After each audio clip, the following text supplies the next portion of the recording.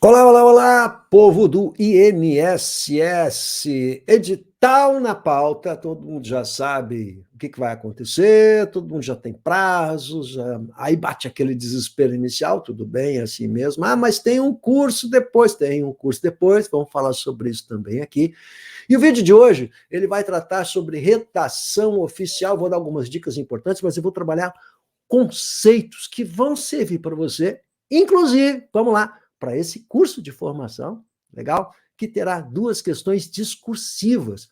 Portanto, os conceitos que eu vou tratar aqui de redação oficial, eles são muito úteis também na questão de como deve ser feito e escrito, né, as questões, ou escritas as questões discursivas, não só para esse concurso do INSS, mas para qualquer questão discursiva. Então, é um vídeo bem importante para você. Meu nome é Antônio Ricardo Russo, eu sou professor de língua portuguesa há 3 décadas, sou jornalista, professor universitário, trabalho com produção textual e vou deixar para você aí na descrição o linkzinho para o meu curso de gramática, o curso básico de gramática do Missão, que é muito bacana, porque traz todo o conteúdo de maneira bem didática, ou seja, é a experiência do professor de 3 décadas dando aula e preparando os concurseiros aí para conseguir os seus objetivos, o crachá lindo e maravilhoso. Portanto, a aula hoje vai render, então sugiro que você sente confortavelmente, pega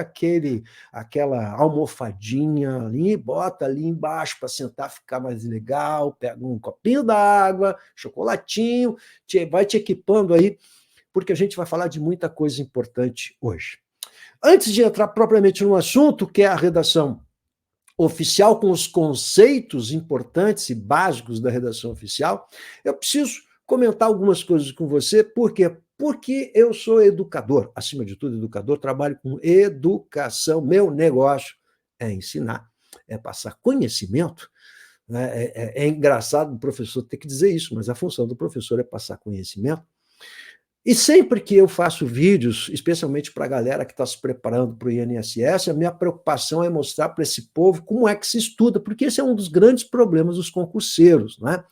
Como se estuda. Então, eu tenho feito vários vídeos aí, peço que vocês deem uma olhada, há vídeos importantes, como estudar português para concurso público, que eu mostro os passos importantes, mas eu queria, nesse vídeo, falar para você algo em especial, que é a questão do conhecimento em língua portuguesa e da importância da língua portuguesa, porque vão ser quantas questões nessa prova do INSS? Se são 70 de direito previdenciário, o que sobra e o que pode acontecer? Foram 15 no último concurso. Então, a gente está prevendo aí que entre 10 a 15 questões de língua portuguesa e de redação oficial, uma ou duas. É isso, uma ou duas questões de redação oficial. E a questão de redação oficial, essas questões que caírem, são aquelas questões que têm que estar dentro das questões que você vai acertar, legal? Então, porque não é difícil, e é isso que eu vou mostrar para vocês aqui, os caminhos, né? Esse é o primeiro vídeo relacionado à redação oficial, a galerinha aí do Missão, os alunos do Missão, aí galera que está estudando, galerinha do WhatsApp, galera do nosso curso Missão,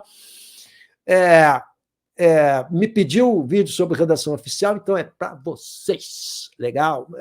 E outra coisa importante, vai ser o primeiro, a gente depois vai tratar um outro aqui sobre a questão dos pronomes de tratamento, que eu sei que esse é o suplício da galera, o vocativo e os pronomes de tratamento. Mas olha só, gente, o que eu queria deixar claro no começo da minha conversa, é rapidinho, mas eu preciso falar isso para vocês, que a gente tem que trabalhar com conhecimento, e a língua portuguesa é a primeira grande dificuldade que se vai se passar por uma prova de concurso público. Prova de língua portuguesa, todos os concursos vão tratar. Então, você precisa saber como funciona. Você precisa conhecer o conteúdo. E a gente estuda justamente pela base. Então, o meu curso, ele começa pela base, com boas noções de morfologia e boas noções de sintaxe. Ou seja, você tem que saber o que é um adjetivo, como é que se manifesta o adjetivo, a diferença do adjetivo para o verbo, o que é um substantivo, o funcionamento dos verbos, as desinências verbais, como é que são essas conjugações verbais, partindo das desinências, a estrutura dessas palavras, depois boas noções de sintaxe, saber o que é sujeito, verbo, objeto, para que depois você possa aprender o resto, porque tudo mais vai estar vinculado de algum modo a essa base. Então, quando a gente pega alguns vídeos aí sobre a prova do INSS, a gente vê que existem muitos gurus aí que não são professores de língua portuguesa, né? Dando sugestões de como se estuda a língua portuguesa. Isso para mim me parece muito aquele cidadão que fez uma dieta, emagreceu 40 quilos e agora ele passou a prescrever dietas. Ou seja, o fato de o cidadão ter feito provas e passado em concurso público não o credencia a ser professor. Professor é outra coisa. Então, os gurus dizem coisas muito, muito, muito interessantes, mas que não prestam para nada. Legal? Por quê? Porque o conhecimento de língua portuguesa se dá pela base. Então, não adianta estudos esquemáticos. Vai estudar ortografia, vou estudar pontuação. Se eu não souber sintaxe, eu não consigo estudar pontuação, porque toda a pontuação em língua portuguesa é baseada na sintaxe. Então, quando o cidadão diz, vão cair tais e tais questões de pontuação, mas eu preciso saber sintaxe, senão não tem jeito. O que mais cai é a interpretação. Não, não é o que mais cai. O que mais cai são reescrituras de textos, né? Tem vídeos sobre isso. Então, muita coisa fora do lugar. Portanto, se a internet nos ajuda a estudar hoje, diferente daqueles primeiros concurseiros com quem eu trabalhava lá na década de 90, que iam ter que recorrer a xerox de provas, né? Vocês não têm esse problema de xerox de provas, mas tem muita coisa aí que mais atrapalha do que ajuda. Então, fica ligado, tá bom? E já vou adiantando para você dar um joinha aí no meu canal, dá um joinha no vídeo aí, te inscreve no canal, vai, cara, te inscreve no canal, ajuda o prof a construir o canal e mande sugestões, por favor. Prof, eu queria ver isso, queria ver aquilo outro. Vamos lá, tamo junto, galera. Então vamos lá, vamos pegar algumas questões, então, Sebrasp Brasília, você tá pronto aí? E vamos verificar como é que essa coisa funciona aqui, beleza? Olha só. Vamos lá.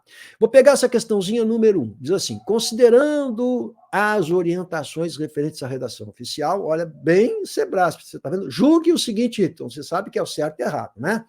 Você sabe que se marcar errado, você perde pontos, né? Se você marcar certo, você ganha pontos. Se você tiver em dúvida e não marcar nada, não ganha nem perde. Então, tem que saber fazer essa provinha, legal? O excerto, ou seja, o trecho, né, do texto, com cordiais cumprimentos deste gabinete, venho solicitar a Vossa Excelência, pode ser reescrito, a questão da reescritura, né? Eles estão sugerindo uma reescritura como solicito a Vossa Excelência, o que tornaria mais adequado em relação aos critérios de objetividade e concisão da redação oficial. Que bacana. Então, olha bem. Agora, nós estamos analisando agora critérios de concisão e objetividade. Eu tenho que saber o que é concisão e objetividade. Isso vai interessar para você na questão discursiva. Isso vai interessar para uma redação também em concurso público. Então, olha lá. Não se trata aqui de desvio gramatical, de incorreção gramatical, de infração à norma culta, ou seja, erro de crase, erro de vírgula, erro de ortografia. Não se trata disso. Objetividade, concisão, clareza, impessoalidade, que são conceitos importantes, que estão lá, olha só, você tem que olhar isso também, né, gente? Estão lá. Você tem que baixar esse manualzinho, Manual de Redação da Presidência da República, que vai explicar bonitinho, eu vou pegar alguns trechos aqui para todos esses conceitos aqui, tá? Você tem que ter esse manualzinho lá, ele vai ajudar você. São uma ou duas questões, não te esquece. É isso aí, trabalho de formiguinha. Cada questãozinha acerta, um pontinho a mais para a nossa poupança. Então, vamos lá. O que é objetividade e concisão? Nós vamos ver melhor daqui a pouquinho, mas vai lá. Objetividade, ir direto ao assunto. Não é? Então, quando o cara coloca, quando o cidadão começa com cordiais cumprimentos deste gabinete, isso não tem nenhuma objetividade. O que é objetividade? Vai direto ao assunto, vai direto ao assunto. Isso é objetividade, não fica dando voltas, né?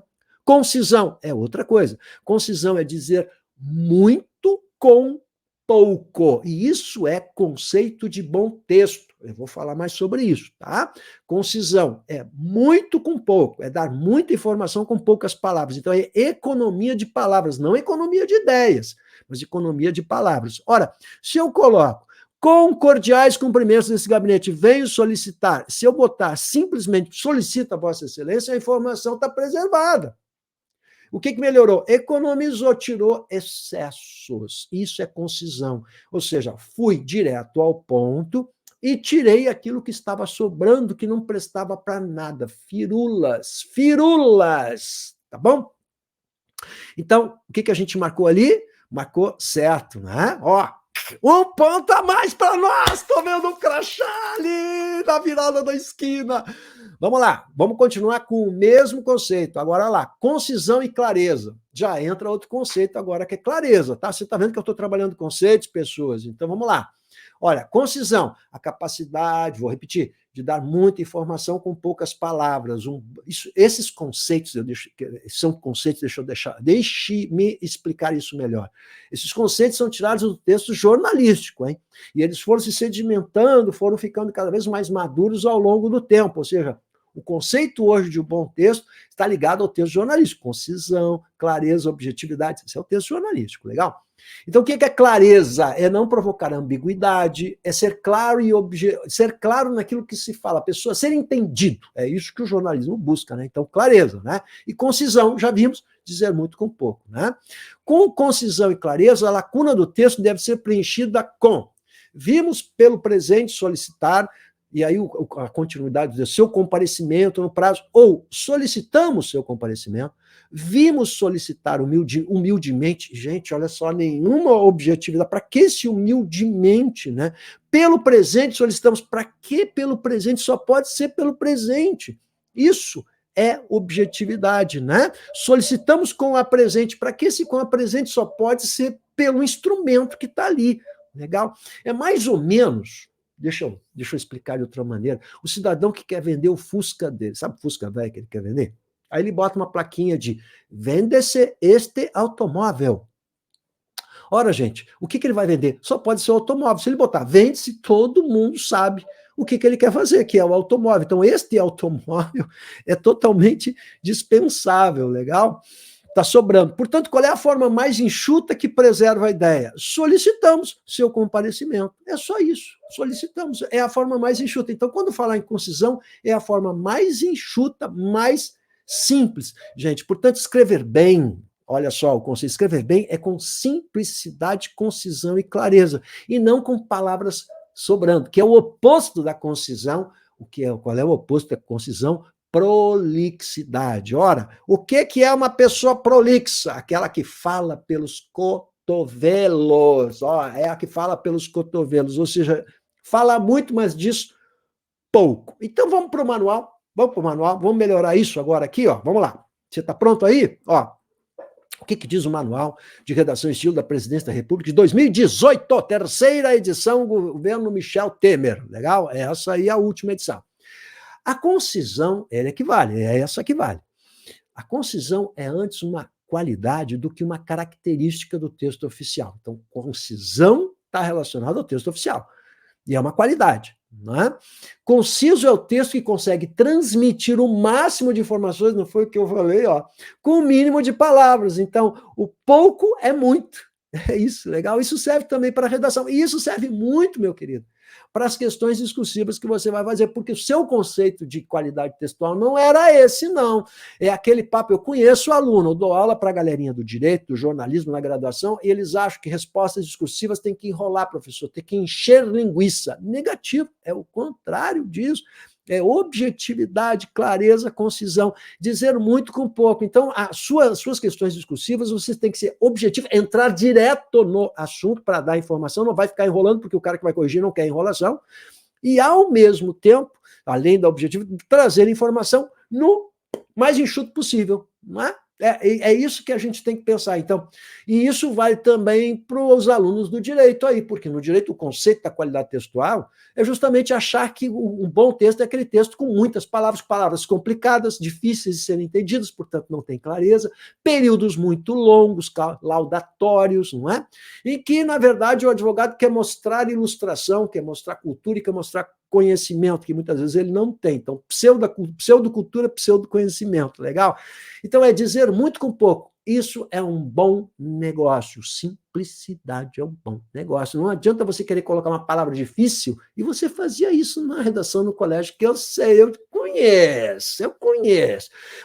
Aprender uma palavrinha difícil, colocava a palavrinha difícil para impressionar o professor. Não adianta, não é isso. A simplicidade é um bom negócio. Então, ser claro, objetivo e conciso. É outro mundo, portanto, o conceito da qualidade do bom texto. Se você está fazendo direito, essa aula serve muito para você, hein? Não se deve, de forma alguma, entendê-la como economia de pensamento. Isto é, não se deve eliminar passagens substanciais do texto com o único objetivo de reduzir o tamanho. Então, não se trata da questão exclusivamente do tamanho.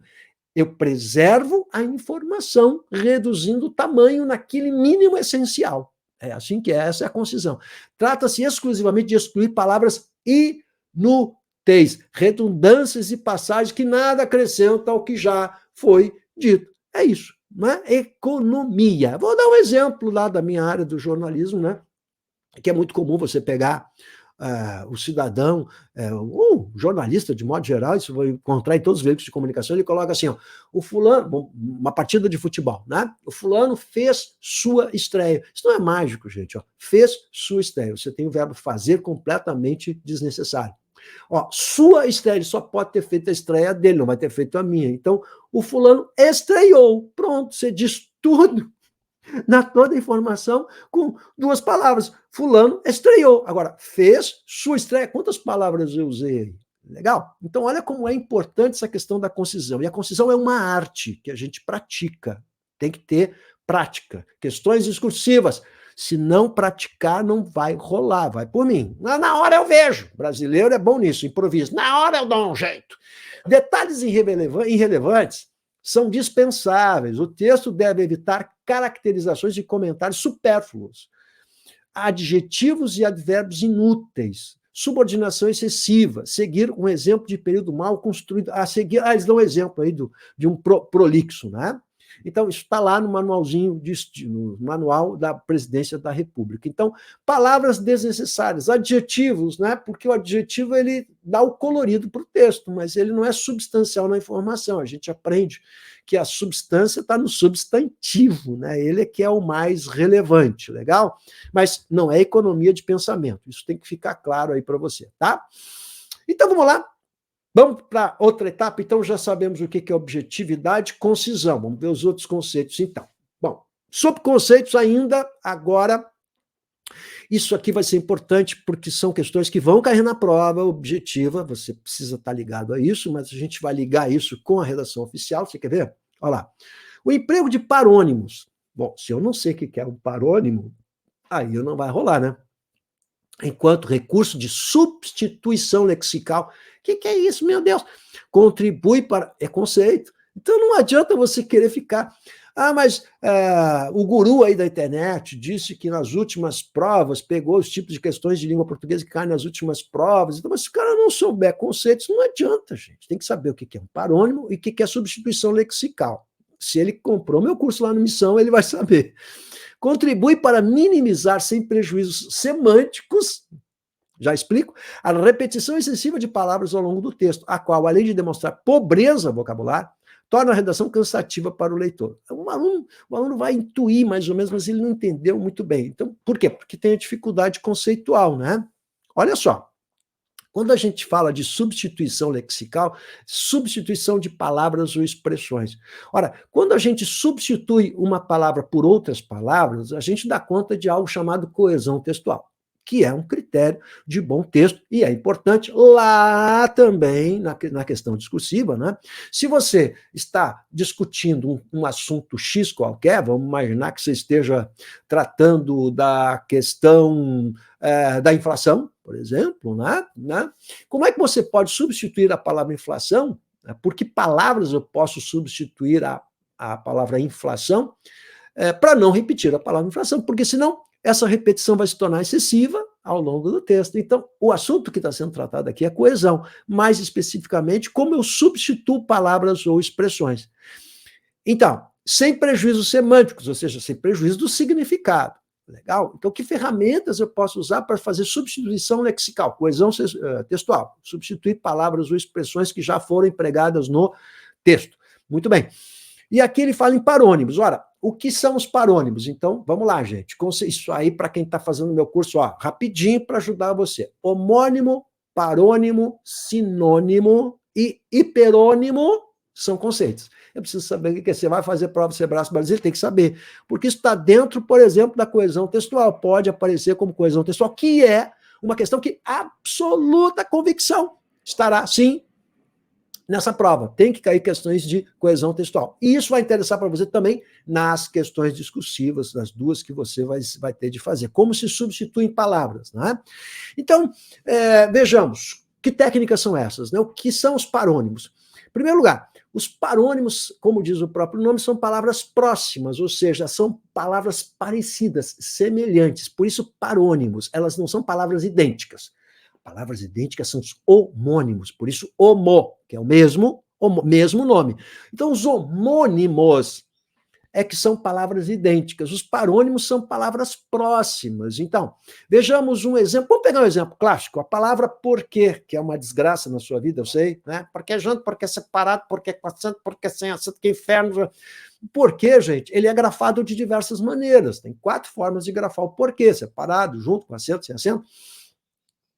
Mas a forma fônica, o som do porquê é o mesmo. Então, a grafia é diferente, mas o som é o mesmo. Então, é por isso que a gente chama de um homônimo. O homônimo é se tem a mesma grafia ou se tem o mesmo som, ou as duas coisas juntas. Por isso, homônimo é o mesmo som ou a mesma grafia. No caso da palavra porquê, são homônimos com o mesmo som. Então, são homônimos homófonos. Legal? Então, tem o mesmo som. Muito bem. Legal. Então, isso é um homônimo. Agora, o parônimo são palavras próximas. É o caso clássico da estada e estadia. Ó, uma palavra lembra a outra. Elas têm palavras próximas na forma, né? Não no conteúdo, tá? Porque elas remetem a ideias diferentes, né? Então, estada é para veículo, estada é para pessoas, estadia é para veículos. Então, a estadia do automóvel no centro da cidade, mas a estada do governador na cidade, né? Então, se está a plaquinha no hotel, tem que estar estada referindo-se ao cliente, à pessoa, estadia do automóvel do cliente, né? Do veículo, legal? Mas estada e estadia não são palavras iguais. Se não são palavras iguais, nós estamos falando sobre o fenômeno da paronímia. Muito bem. Ora, e o que é sinonímia ou sinônimo? São palavras agora diferentes, né? Agora, olha só, quando eu falo de homônimos e parônimos, eu estou falando na forma, mas o conteúdo, o significado das palavras é diferente. A sinonímia é o oposto. Sinonímia significa dizer que são palavras que têm conteúdos, significados próximos, mas a forma é diferente. Então, isso são sinônimos. Então, lar e casa são sinônimos. Sim, fronteira e limite são sinônimos, mas são palavras totalmente diferentes. O que tem em comum? O significado que é próximo. Legal? Ora, os parônimos servem para você recuperar palavras ou substituir palavras? Não.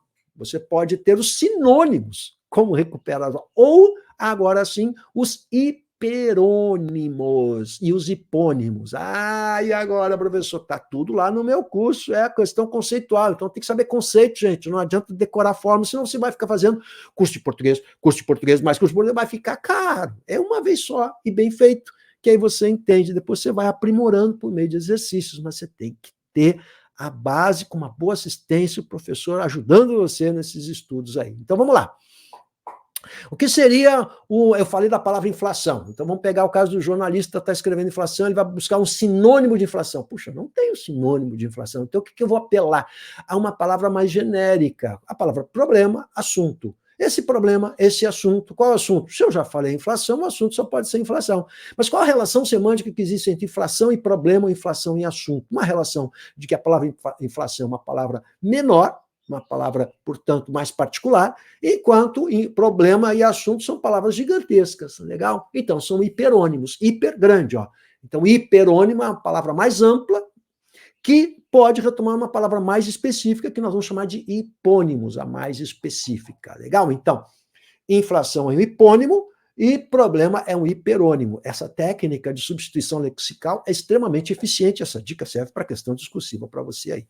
Beleza? Então, essa aqui é uma pegadinha, né? Parônimo totalmente errado, tá aí questãozinha CESP Brasília, então não adianta ficar decorando fórmulas se você não conhecer, ah, não conhecer a dinâmica da coisa. Legal? Vamos ver aqui de novo o que nós temos aqui. Ó. Com relação aos procedimentos administrativos, julgue o item a que seguem, o item que se segue, os itens que se seguem. Itens que se seguem, está errado ali, né? Item, né? Correspondência oficial é aquela que trata do assunto de interesse pessoal de servidores de uma instituição. Peraí. A correspondência oficial, ela atende a interesses pessoais.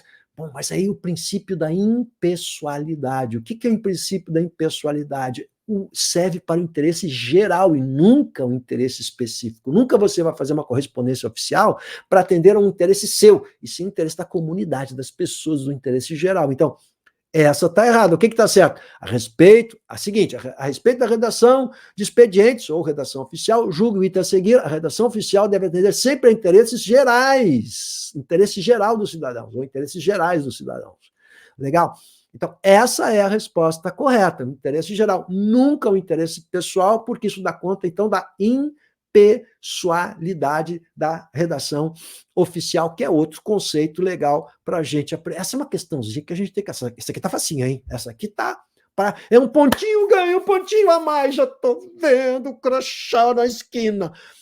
Vamos lá, então o que é impessoalidade, prof? Então vamos para o conceito, ó. Sou prof, né, gente? Meu negócio é conceito, tem que ter paciência. Pega mais um chocolatinho aí, ó. A impessoalidade decorre, quer dizer, é consequência. Eu não sei o que é decorre, é consequência, vocabulário. De princípio constitucional, Constituição, artigo 37, ó, é um princípio constitucional a impessoalidade. E seu significado remete a dois aspectos. O primeiro é a obrigatoriedade de que a administração pública proceda de modo a não privilegiar ou prejudicar ninguém.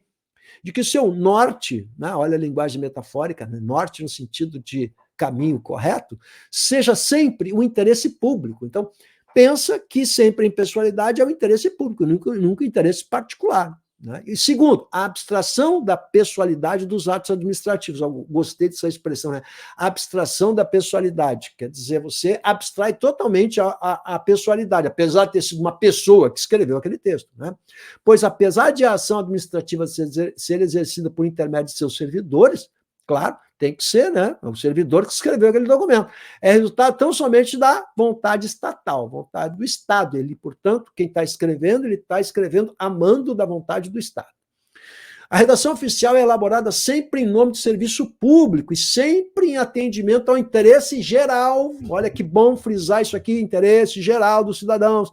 Sendo assim, os assuntos, objetos dos expedientes oficiais não devem ser tratados de outra forma que não estritamente impessoal. Então, sempre que se falar em impessoal, é interesse geral. Vai lembrar? Vai lembrar? Ó, bota aí no imã no refrigerador aí. Interesse geral igual a interesse estritamente impessoal. Percebe-se assim que o tratamento impessoal que deve ser dado aos assuntos que constam da documentação decorre do quê? Aí vem várias, né? Da ausência de impressões individuais de quem comunica. Então, eu não posso marcar nada de pessoalidade no texto. Né? Embora se trate, por exemplo, de um expediente assinado por um chefe de determinada seção, a comunicação é sempre feita em nome do serviço público. Obtém-se, assim, uma desejável padronização. Isso é muito importante. Né? Por que existe esse manual da Presidência da República? Por causa da padronização, né? Que permite que as comunicações elaboradas em diferentes setores da administração pública guardem entre si certa uniformidade. Então, tem que ter um padrão, porque senão vira a casa da mãe Joana, né? Todo mundo faz do jeito que quer, né? Ainda mais o brasileiro que é extremamente, vamos lá, agora, entre nós dois aqui, ó. O brasileiro que é extremamente pessoal, né? Ele sempre quer a pessoalidade. Não, é a impessoalidade e o bem público. Quer dizer, você não vai chegar lá e dizer, me passa na frente aqui que vai dar tudo certo no final. Não, é a impessoalidade, é o interesse geral. Público, da impessoalidade de quem recebe a comunicação. Ela pode ser dirigida a um cidadão, sempre concebido como público, ou uma instituição privada, um órgão ou outra entidade pública. Em todos os casos, temos que o destinatário, concebido de forma homogênea, é impessoal. Mesmo que eu mande a carta para um documento oficial, seja ele qual for, para um indivíduo, ainda assim, marca-se o distanciamento dessa impessoalidade, né? Do caráter impessoal do próprio assunto tratado. Se o universo temático das comunicações oficiais se restringe a questões que dizem respeito ao interesse público, é natural não caber qualquer tom particular ao pessoal. Quer dizer, você não vai, na carta, dizer como você tem passado, você está bem, eu estou preocupado com a sua saúde. Não, são questões aí pessoais, né? Muito pessoalizadas. E nós, no Brasil, temos uma tendência, a gente adora essa pessoalidade, na verdade, é isso, legal? Tudo bem até aí? Estamos entendendo bonitinho a coisa? Vamos lá, vamos continuar com os nossos conceitos aqui, ó, beleza? Vamos lá, vou aumentar a tela aqui para você. Considerando o manual da Presidência da República, sempre, né? Julgue o próximo item, ó, certo ou errado? Na redação de documentos oficiais, o uso do padrão culto é indispensável. Bom, vamos por partes, como diria Jack, né? Vamos até a vírgula, ó, porque tem mais o resto da frase, então vamos ver se essa está certo, né? Então, uma das coisas que também é chamada a atenção, além da concisão, clareza, objetividade e impessoalidade, é o uso do padrão culto, né? Ele é indispensável, né? Ou seja, as regras famosas, regras de gramática aí, que você estudou tanto na escola, né? Uma vez que esse tipo de linguagem ameniza, por exemplo, diferenças regionais. Certo, perfeitamente. Ou seja, por que é que existe... Lembra que o objetivo da redação oficial, do documento oficial, é a uniformidade? Então, eu preciso ter uma uniformidade na linguagem. Por isso que se usa o padrão culto, que é essa linguagem que passa muito bem por todas as regiões do Brasil. Ou seja, não se permitem diferenças regionais, ou seja, regionalismos, né? Você usar determinados termos numa determinada região que são concebidos e conhecidos naquela região, mas não em outras regiões. Por quê? Porque aí não haverá, evidentemente, a padronização. Então, a padronização precisa ser feita, bem entendido que seja padronização, né? O uso do padrão culto, que é o mesmo em todas as regiões do Brasil, sem marcações regionais, sem regionalismos. Eu sempre gosto de dar o exemplo, quando eu falo sobre isso, para o padrão Globo de telejornalismo, no caso do Jornal Nacional, que foi concebido dessa maneira, né? Ele possui um padrão, né, que é um padrão urbano brasileiro de linguagem, que não permite regionalismo. Você vai ver na bancada do telejornal, né? Estou falando da bancada, dos dois da bancada do telejornal, você vai ver que eles não têm marcações regionais, eles não falam com sotaque carioquês, por exemplo, apesar de serem cariocas e paulistas, né? Mas não, você não percebe marcações regionais, legal? Então, isso faz parte do padrão Globo. Então, dentro desse padrão, que é a uniformidade, né, é não criar ruído de comunicação com outras regiões. Por isso que o regionalismo, ele não pode ser empregado, ou não deve ser empregado, né, aqui nesse caso da correspondência oficial. Vamos ver uma outra agora de ABCD, só para a gente dar uma beliscadinha aqui de novo. A Constituição Federal, eu coloquei isso aqui por causa do enunciado, ó. O enunciado é um pouquinho maior. Então, vai lá. A Constituição Federal de 88 estabelece a obrigatoriedade de que a administração pública proceda de modo a não privilegiar ou prejudicar ninguém. Princípio da impessoalidade. Direcionada sempre ao interesse público.